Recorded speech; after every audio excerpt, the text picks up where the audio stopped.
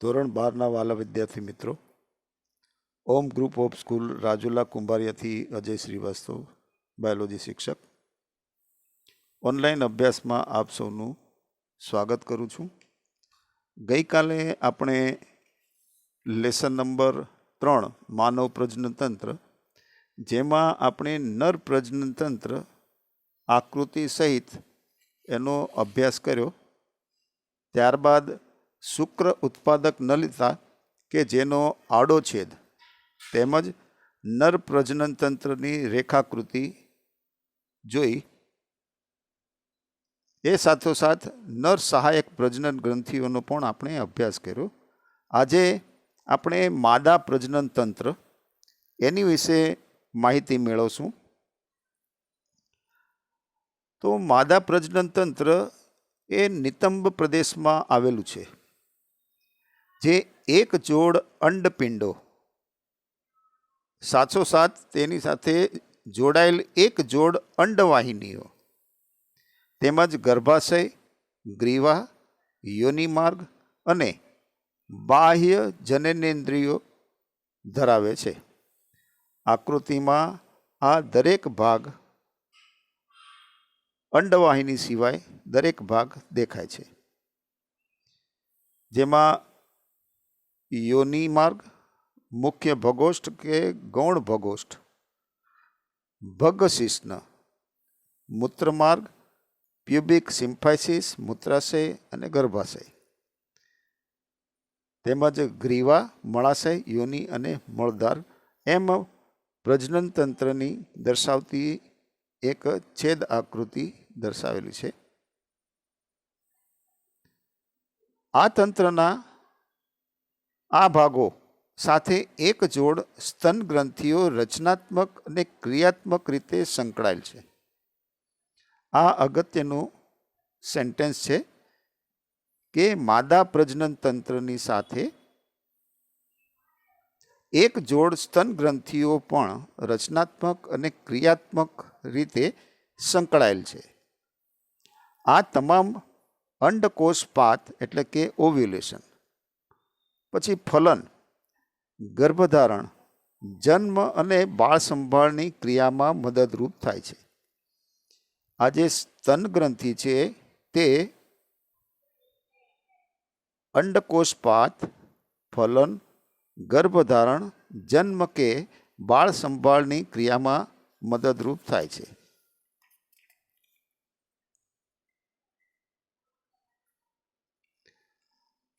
ત્યારબાદ આપણે અંડપિંડોનું સ્થાન અને બાહ્ય રચના એનો અભ્યાસ કરીએ. તો અંડપિંડો એ ઉદરના નીચેના ભાગે દરેક બાજુએ એક એક એમ ગોઠવાયેલ હોય છે.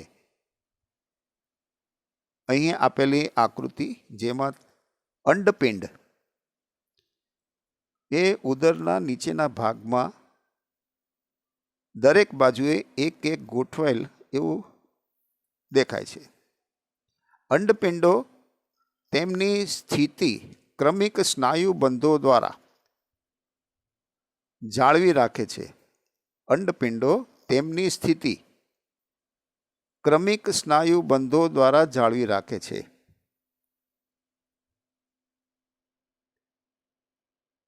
તો પ્રશ્ન એ થાય કે અંડપિંડો એમની સ્થિતિ કઈ રીતે જાળવી રાખે છે? તો એનો જવાબ છે ક્રમિક સ્નાયુબંધો દ્વારા તે જાળવી રાખે છે. અંડપિંડો એ જોડમાં આવેલા કદ અને આકારમાં બદામ જેવી ગ્રંથિ રચના ધરાવે છે કે બદામ જેવી ગ્રંથિઓ છે, જે લગભગ 2 થી 4 સેન્ટીમીટર લાંબી, 2 સેન્ટીમીટર પહોળી અને 1 સેન્ટીમીટર જાડી છે. તેમજ દરેક અંડપિંડ નાભી કેન્દ્ર પણ ધરાવે છે, જે રુધિર વાહિનીઓ અને ચેતાઓના પ્રવેશનું સ્થાન છે. આ સેન્ટેન્સ બહુ અગત્યનો છે, જેમાં દર્શાવ્યું છે કે દરેક અંડપિંડ નાભી કેન્દ્ર પણ ધરાવે છે કે જે રુધિર વાહિની અને ચેતાઓના પ્રવેશનું સ્થાન છે. દરેક અંડપિંડ પાતળા અધિચ્છદી આવરણ દ્વારા આવરિત હોય છે. દરેક અંડપિંડ પાતળા અધિચ્છદી આવરણ દ્વારા આવરિત હોય છે જે અંડપિંડી આધારકને આવરે છે. અંડપિંડી આધારકને આવરે છે. આધારક બે વિસ્તારમાં વિભાજિત થાય છે. એક છે એ પરિઘવર્તી બાહ્યક અને બીજું છે મધ્યમાં આવેલું કે અંદરનું મજ્જક. એમ અંડપિંડી આધારક છે એ બે ભાગમાં વિભાજિત થાય છે. એક છે પરિઘવર્તી અને બીજું છે એ અંદરનો ભાગ. હવે આપણે અંડવાહિનીઓની રચના અને એના સ્થાન વિશે જાણવાનો પ્રયત્ન કરીએ તો અંડવાહિનીઓ કે ગર્ભાશયની નળી, ગર્ભાશય અને યોનિ માર્ગ એ મળીને માદા સહાયક નલિકાઓ બનાવે છે. આકૃતિમાં દર્શાવ્યા મુજબ અંડવાહિનીઓ કે ગર્ભાશયની નળી, ગર્ભાશય અને યોનિ માર્ગ એમ બધાય મળીને માદા સહાયક નલિકાઓ બનાવે છે. આ અંડપિંડના પરિઘ વિસ્તારથી ગર્ભાશય સુધી લંબાયેલ દરેક અંડવાહિની જે આશરે 10 થી 12 સેન્ટીમીટર જેટલી લાંબી હોય છે. અંડપિંડના પરિઘ વિસ્તારથી ગર્ભાશય સુધી લંબાયેલી દરેક અંડવાહિની લગભગ 10 થી 12 સેન્ટીમીટર જેટલી લાંબી હોય છે.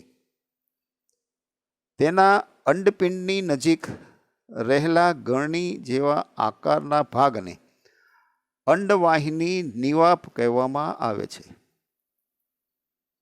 આકૃતિમાં અંડવાહિની નિવાપ એ સ્પષ્ટ રૂપે દેખાય છે કે જે એક નિવાપ જેવી રચના ધરાવે છે.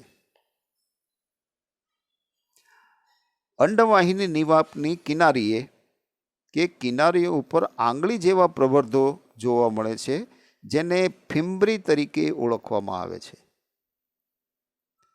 જે અંડપાત બાદ મુક્ત થતા અંડકોષને એકત્રિત કરવામાં મદદરૂપ થાય છે.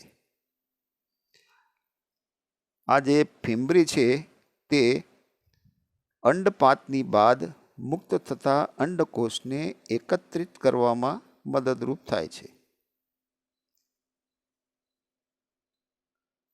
અંડવાહિની નિવાપ તુંબિકાથી ઓળખાતા અંડવાહિનીના પહોળા ભાગ તરફ દોરાઈ જાય છે. આ જે નિવાપનો ભાગ છે તે તુંબિકા નામથી ઓળખાતા અંડવાહિનીના ભાગ તરફ દોરાઈ જાય છે. એટલે કે અંડવાહિની નિવાપની પછી એક તુંબિકા એવી રચના જોવા મળે છે. અંડવાહિનીનો અંતિમ ભાગ કે જેને ઇથમસ કહેવામાં આવે છે તે સાંકડું પોલણ ધરાવે છે અને તે ગર્ભાશયની સાથે જોડાય છે.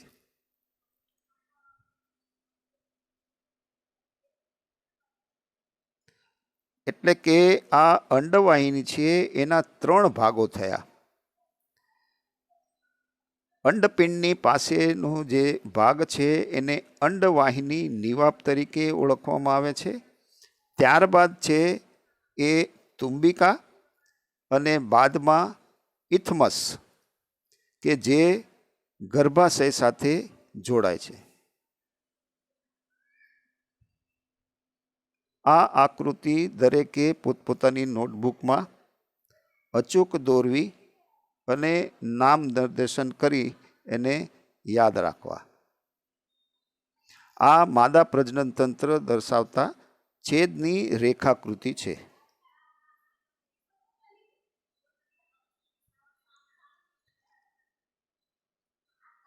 ત્યારબાદ આપણે ગર્ભાશયની બાહ્ય અને આંતરિક રચના સમજવાનો પ્રયત્ન કરીએ. ગર્ભાશયની બાહ્ય અને આંતરિક રચના. તો ગર્ભાશય એક જ હોય છે. તેને કુખ શબ્દ પણ વાપરવામાં આવે છે. ગર્ભાશયને કુખ શબ્દથી પણ સંબોધિત કરવામાં આવે છે. ગર્ભાશય ઊંધા નાસપતિ જેવા આકારની અને જાડી દિવાલવાળી સ્નાયુ રચના છે. આ આકૃતિમાં તમે જોઈ શકો છો કે ગર્ભાશય છે એ ઊંધી નાસપાતી જે આવે એને ઊંધો કરો એટલે એનો આકાર એ ગર્ભાશય જેવો આશરે દેખાય. અને તે જાડી દિવાલવાળી એક સ્નાયુ રચના છે. તે નિતંબની દિવાલ સાથે જોડાયેલા અસ્થિબંધ દ્વારા આધાર પામે છે.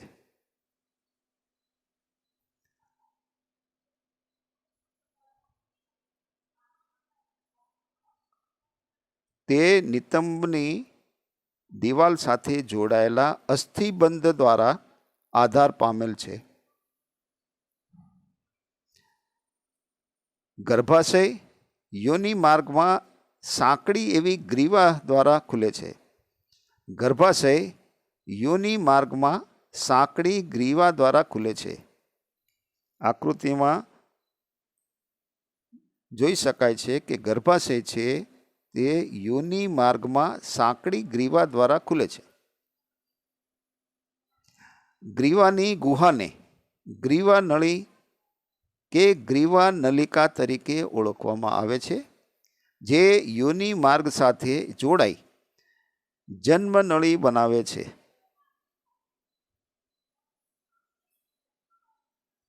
ગર્ભાશય છે એ યોનિ માર્ગમાં સાંકડી ગ્રીવા દ્વારા ખુલે છે અને ગ્રીવાની ગુહાને ગ્રીવા નળી કે ગ્રીવા નલિકા કહેવામાં આવે છે, કે જે યોનિ માર્ગ સાથે જોડાઈ જન્મ નળી બનાવે છે. ગર્ભાશયની દિવાલ છે એ પેશીના 3 સ્તર ધરાવે છે. ગર્ભાશયની દિવાલ એ પેશીના 3 સ્તરો ધરાવે છે. તો બાહ્ય પાતળું સ્તર જેને પેરીમેટ્રિયમ, સૌથી બહારનું પાતળું સ્તર એને પેરીમેટ્રિયમ, મધ્યનું સ્તર અરેખિત સ્નાયુનું બનેલું હોય છે, જે પ્રમાણમાં જાડું હોય છે, જેને માયોમેટ્રિયમ તરીકે ઓળખવામાં આવે છે. જ્યારે સૌથી અંદરનું ગ્રંથિમય સ્તર હોય છે, જે એન્ડોમેટ્રિયમ તરીકે ઓળખાય છે. આમ ગર્ભાશયની દિવાલ એ 3 સ્તરની બનેલી છે. સૌથી બહારનું છે એ પેરીમેટ્રિયમ, ત્યારબાદ માંસલ આવરણ છે એને માયોમેટ્રિયમ, અને સૌથી અંદરનું છે એ ગ્રંથિમય સ્તર છે, જેને એન્ડોમેટ્રિયમ તરીકે ઓળખવામાં આવે છે, કે જે ગર્ભાશયની ગુહાનું અસ્તર બનાવે છે. આ એન્ડોમેટ્રિયમ ગર્ભાશયની ગુહાનું એ અસ્તર બનાવે છે. એન્ડોમેટ્રિયમ એ ઋતુચક્ર દરમિયાન ચક્રી ફેરફારમાંથી પસાર થાય છે, જ્યારે માયોમેટ્રિયમ બાળકના પ્રસવ દરમિયાન મજબૂત સંકોચન દર્શાવે છે.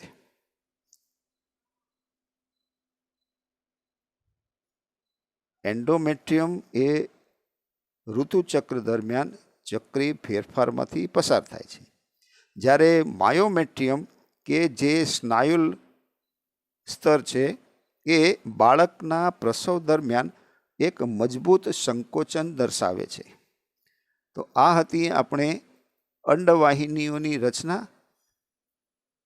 ત્યારબાદ ગર્ભાશયની બાહ્ય અને આંતરિક રચના. હવે આપણે માદામાં બાહ્ય જનનેન્દ્રિયો વિશે જાણીએ તો માદામાં બાહ્ય જનનેન્દ્રિયોમાં મોન્સ પ્યુબિસ,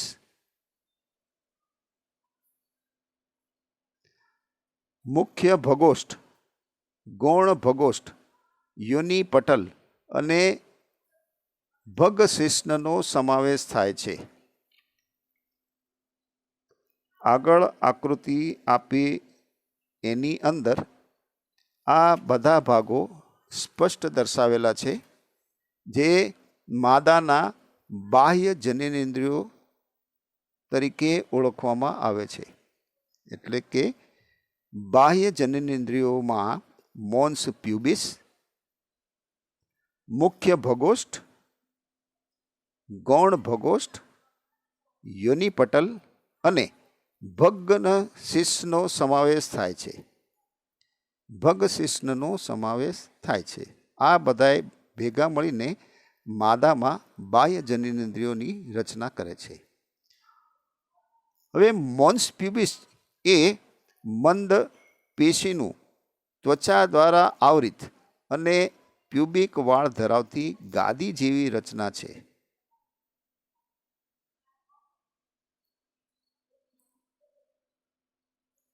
મોન્સ પ્યુબિસ એ મંદ નહીં પણ મેદ પેશીનું ત્વચા દ્વારા આવરિત, મેદ પેશીનું ત્વચા દ્વારા આવરિત અને પ્યુબિક વાળ ધરાવતી ગાદી જેવી રચના છે, જેને મોન્સ પ્યુબિસ તરીકે ઓળખવામાં આવે છે, કે જે એક મેદી પેશીનું ત્વચા દ્વારા આવરિત ભાગ છે.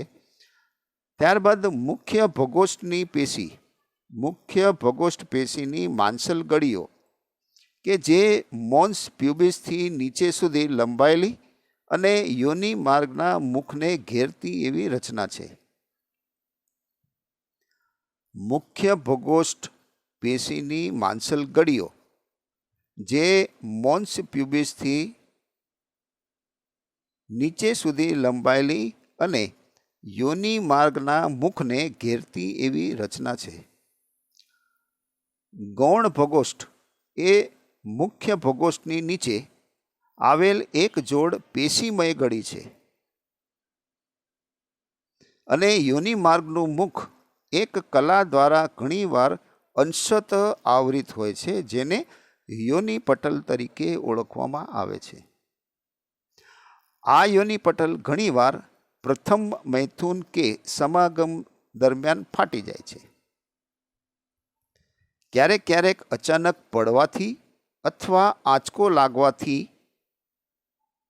યોનિ ટેમ્પોન કે ઋતુ ચક્ર દરમિયાન યોનિ માર્ગના ઋતુ પ્રવાહને શોષવા માટેનું એક દાક્તરી સાધન છે, એ દાખલ કરતી વખતે કેટલીક વખત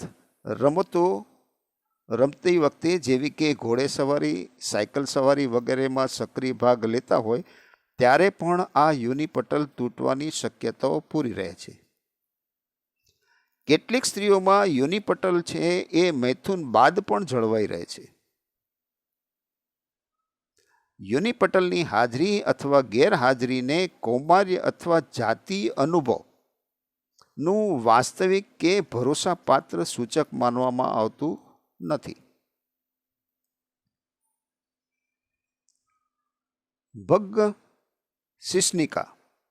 ભગશિશ્નિકા એ એક નાની આંગળી જેવી રચના છે, જે મૂત્ર માર્ગના મુખની ઉપર બે ગૌણ ભગોષ્ઠોના ઉપરી જોડાણ સ્થાને આવેલ છે,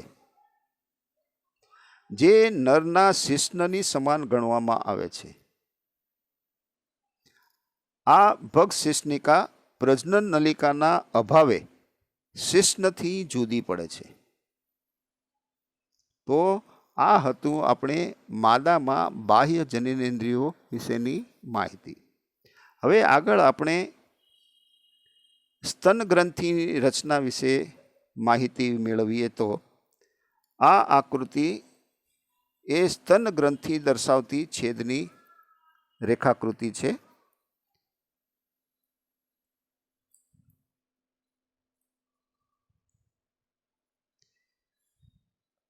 સ્તન ગ્રંથિ એ રૂપાંતરિત એક પ્રસ્વેદ ગ્રંથિ છે. સ્તન ગ્રંથિ એ રૂપાંતરિત પ્રસ્વેદ ગ્રંથિ છે. પ્રસ્વેદ એટલે પરસેવો. જે પેક્ટોરિયાલિસ મેજર મસલ્સ પેક્ટોરિયાલિસ મેજર મસલ્સની ઉપર પથરાયેલી છે.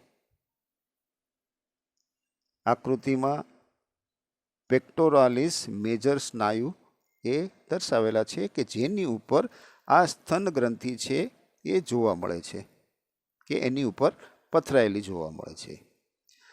ક્રિયાશીલ સ્તન ગ્રંથિ એ સસ્તનોની બધી માદાઓની એક લાક્ષણિકતા છે અને તે જોડમાં આવેલ રચના છે. એ ઉપરાંત સ્તન ગ્રંથિઓ ગ્રંથિમય પેશી અને ભિન્ન માત્રામાં ચરબી ધરાવતી એક રચના છે. આ સ્તન ગ્રંથિઓ એ ગ્રંથિમય પેશી અને ભિન્ન માત્રામાં ચરબી ધરાવતી એક રચના છે. બાહ્યાકાર દ્રષ્ટિએ તે દરેક સ્તન ઉપસેલી રચના છે. બાહ્યાકારની દ્રષ્ટિએ દરેક સ્તન એ એક ઉપસેલી રચના છે જેની મધ્યમાં નિપલ આવેલી હોય છે. જેની મધ્યમાં નિપલ આવેલી હોય છે.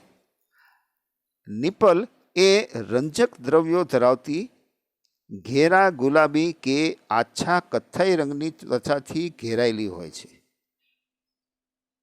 નિપલ એ રંજક દ્રવ્યો ધરાવતી ઘેરા ગુલાબી કે આછા કથ્થાઈ રંગની ત્વચાથી ઘેરાયેલી એક રચના છે જેને પરિવેશ તરીકે ઓળખવામાં આવે છે. જેને પરિવેશ એટલે કે એરોલા તરીકે ઓળખવામાં આવે છે.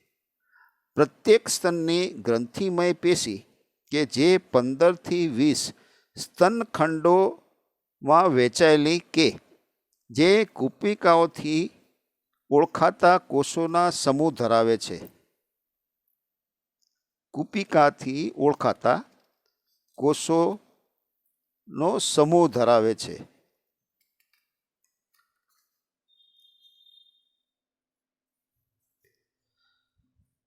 કુપિકાના કોષો દ્વારા સ્ત્રવતું દૂધ કે જે કુપિકાના પોલાણમાં સંગ્રહ પામે છે. કુપિકાઓ સ્તન નલિકાઓમાં ખુલે છે.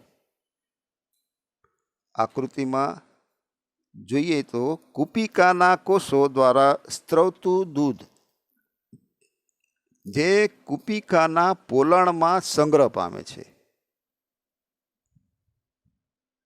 ત્યારબાદ કુપિકાઓ સ્તન નલિકાઓમાં ખુલે છે. પ્રત્યેક ખંડની નલિકાઓ ભેગી મળીને સ્તન નળી બનાવે છે અને ઘણી સ્તન નલિકાઓ કે સ્તન નળીઓ ભેગી મળીને એક પોળી સ્તન તુંબિકા બનાવે છે જે દુગ્ધ નળી સાથે જોડાયેલ હોય છે જેના દ્વારા દૂધ છે એ બહાર આવે છે.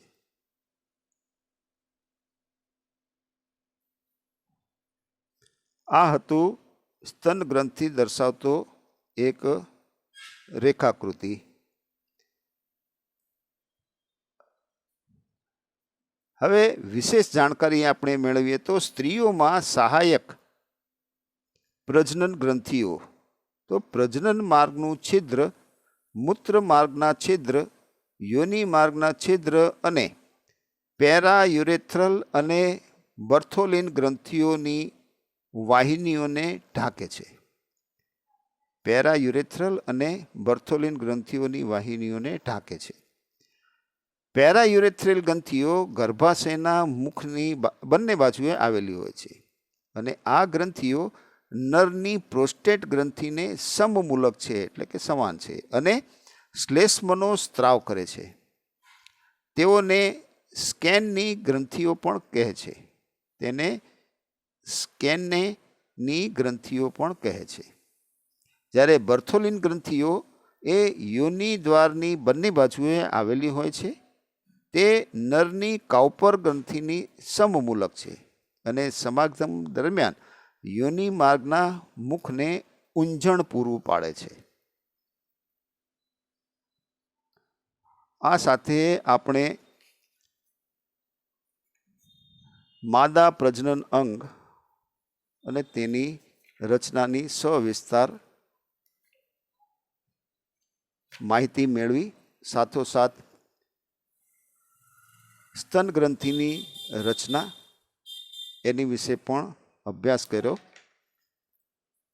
અહીં આપેલી આકૃતિ દરેકે પોતપોતાની નોટમાં અચૂક દોરીને નામ નિર્દેશન કરી યાદ રાખવાના છે.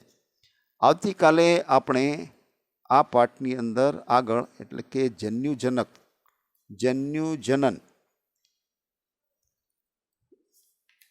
એની સવિસ્તાર માહિતી મેળવશું.